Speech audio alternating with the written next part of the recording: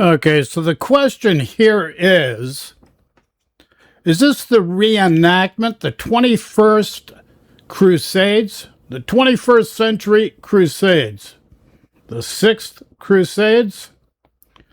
And you'll ask, well, what do I mean?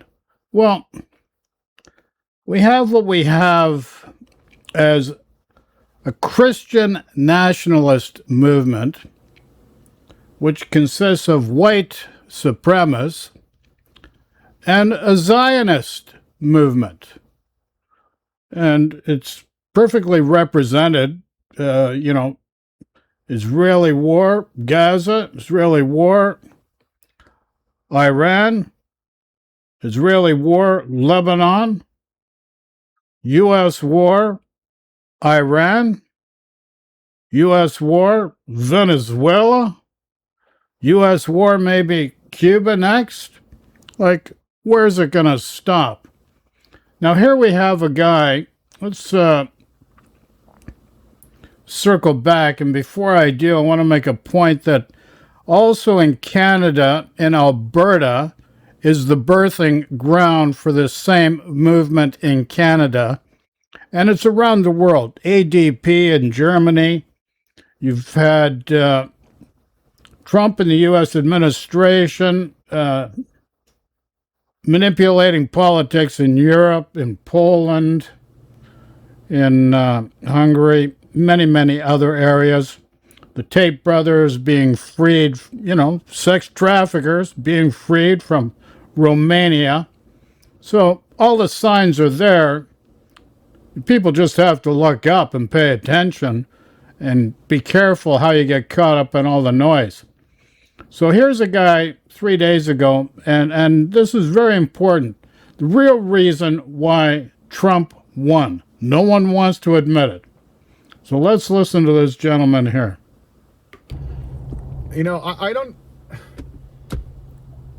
I talk about why we're here as a country all the time, and this is the number one question that I get. My comments, DMs, all the time. How is it that the entire world sees how stupid we are? And they're wondering, how did you elect this moron? And it's a very simple answer, and it has to be said again and again. Because he's white. Remember the outrage over Obama wearing a tan suit? Remember the outrage over a black man taking a knee? The audacity. Remember the outrage? But here's the thing. 22% of the American people, which is 77 million people, voted for Donald Trump. Also, you have to understand that 26% of the American population are illiterate. You also need to understand Donald J. Trump is illiterate. Also, you have to understand, based on actual conversations with Jeffrey Epstein, like I've heard them, where he says Donald J. Trump is a functioning illiterate and does not understand cause and effect. Let's go back to the main video now. They still talk about it.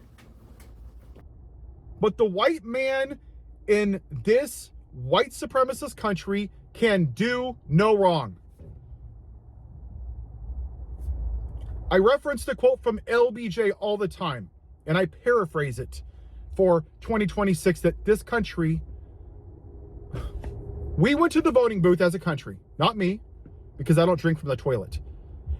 And you voted for a white man that rapes women, that is best friends with a child molester and defends child molesters, who is a convicted felon, who committed tax fraud, who cheats on all of his wives, one with a porn star, who asked for the execution of black people, who questioned the birth of Barack Obama, who said they're eating the dogs and cats, who made fun of disabled people. And 77 million people looked at that and said, damn, I wish there was a better option. And they voted for the white man because they didn't want to vote for the black woman because they're racist. 250 years. 250 years. 51% of our country are women. Anybody, answer me why we've never had a woman. We're the greatest country in the world. God created us all equal in his image, right? Then why is it that a woman can't be president? You voted for a man who sat on his fat ass, crapping his diapers, wearing orange makeup while officers were beaten. Howard Leibergood took his own life after January 6th. Jeffrey Smith took his own life after January 6th. Gunther Hashida, Kyle DeFreitig, and Officer Sitnik died the next day. January 6, 2021. You had an insurrection coordinated and provoked by Donald J. Trump, and the GOP gave him a pass. They gave him a pass, and then you reelected him a second time. And 77 million people overlooked this because they wanted the white man. They chose him over Hillary Clinton. We had a little bump in the road with an old crusty white man, Joe Biden. This isn't complicated, friends. I don't know what answer you want to hear. It had nothing to do with the economy. What do you hear now, right? I voted for him because of prices. Eggs, gas, eggs.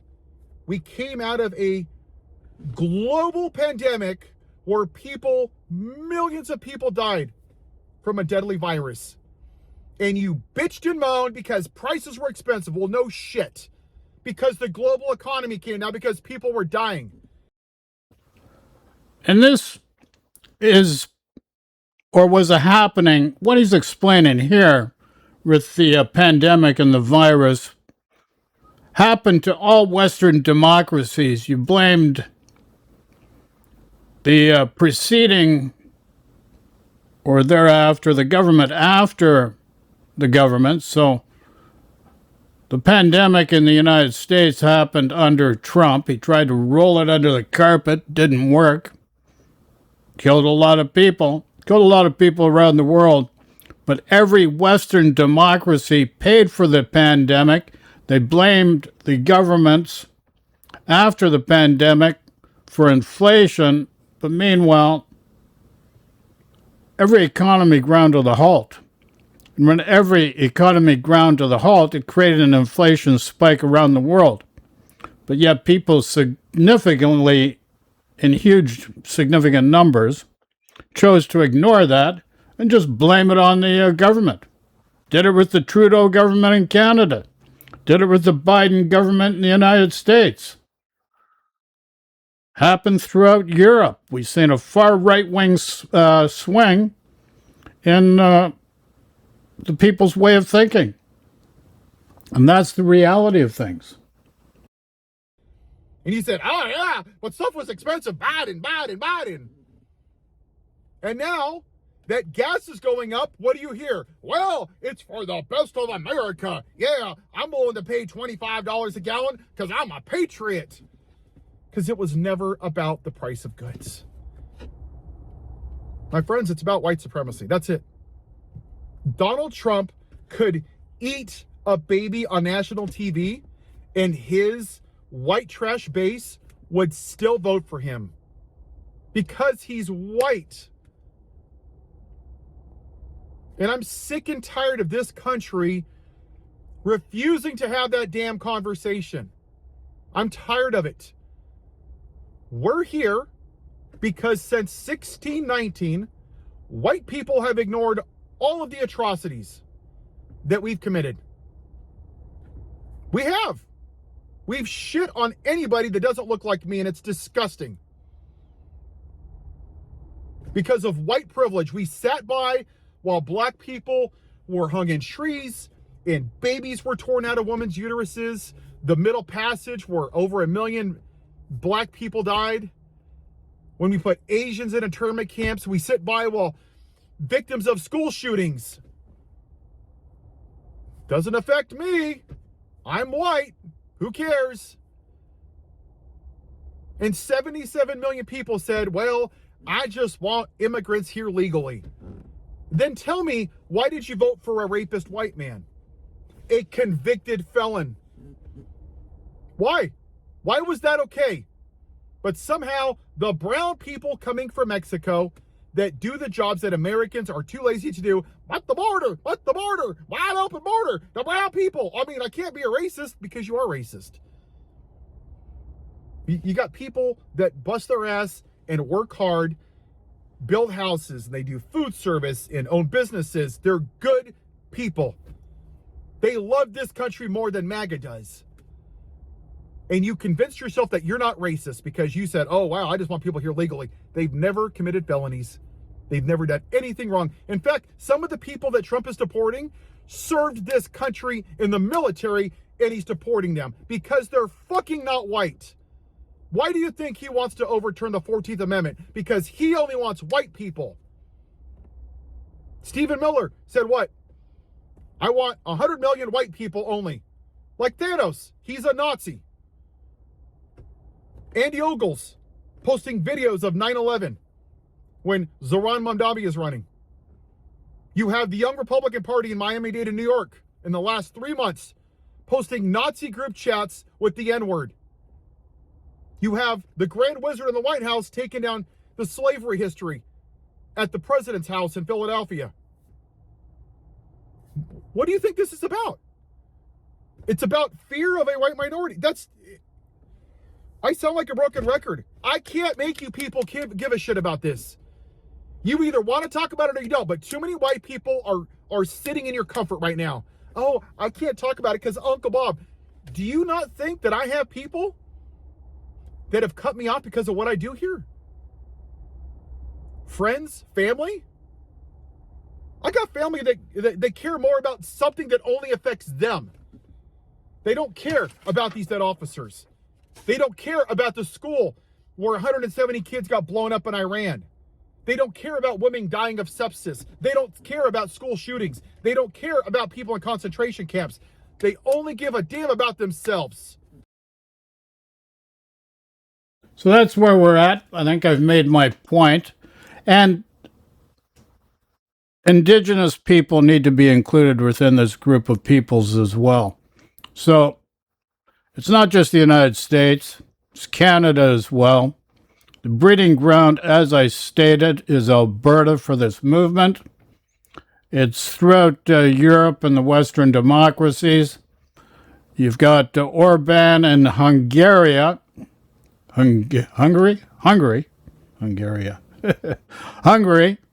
trying to be re-elected, and he's willing to wage war on Ukraine in order to get re-elected. You have to understand, he was supported by the Brotherhood, and you're going to ask me in the next question, well, what is the Brotherhood? Probably weren't going to ask me, but I'm going to tell you who the Brotherhood was. The Brotherhood is another way of saying Russian mafia. The oligarch system of Russia. There's a big long story there that I'm personally involved with, which I'm not willing to divulge at this juncture in time. My point is what I stated here. This Christian nationalist movement, white supremacist movement, and Zionist movement that's affecting the United States, affecting Canada, and all Western democracies is out of control. And then you say, how is that possible? Well, I'm going to bring up Japan here now, because this came up in a Facebook posting here today. And it's the cultural divide ticket. A cultural divide card being used to further divide people, to trigger your emotions so that you cannot think rationally. But here, Japan just elected this woman, a resounding win. She was recently in the White House. The Japanese people rebuked her for being there because she was abused by the Grand Poopah, President Donald J. Trump. So Japan faces backlash after rejecting plans for Muslim cemeteries, telling people to go back to your country and bury them there. So my question to you is, if you have a family member that dies, you've got to take them to a country of origin to bury them? Makes no sense, folks. Makes no sense whatsoever. I made a post on this, whatever you call these things, on Facebook, and my question was, when do human beings stop being human beings and become a cultural divide? So the question is, when do human beings, let's forget about all this cultural divide BS, when do human beings stop become a human being and become a cultural divide? And this is where we're at. Religion's doing it. You look, the first Crusades of, 1091?